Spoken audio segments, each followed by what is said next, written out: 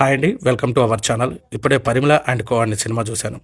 ఈ సినిమా తమిళ్లో రిలీజ్ అయ్యి హిట్ అయిందని చూశాను. కథ విషయానికి వస్తే ఓ మిడిల్ క్లాస్ ఫ్యామిలీ. ఆ ఫ్యామిలీలో ఒక అమ్మాయిని ప్రేమిస్తున్నానని ఆ ఏరియాలో రౌడీ షెటర్ ఇబ్బంది పెడతాడు. కొన్ని రోజులకు అతను చనిపోతాడు. ఆ చావుకు కారణం ఎవరు? ఈ ఫ్యామిలీయే చంపిందా లేకపోతే ఇంకెవరు చంపారా అనే ఇన్వెస్టిగేషన్ చుట్టూ తిరిగే సినిమా. ఎలా ఉందంటే నాకైతే అంతగా నచ్చలేదు. చాలా స్లోగా అనిపించింది.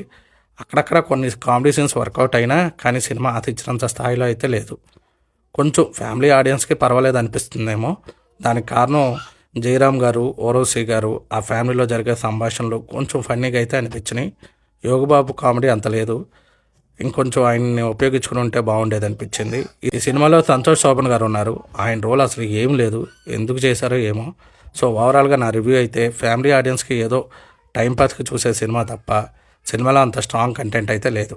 G5లో స్ట్రీమింగ్ అవుతుంది. తెలుగు డబ్బింగ్ బాగుంది. కాస్త స్లోగా సాగినా పర్వాలేదు అనుకుంటే ఓ లుక్ వేయండి. నా రివ్యూ మీకు నచ్చినట్లయితే లైక్ చేసి సబ్స్క్రైబ్ చేసుకోండి. This is Ashok. Thanks for watching. జై హింద్.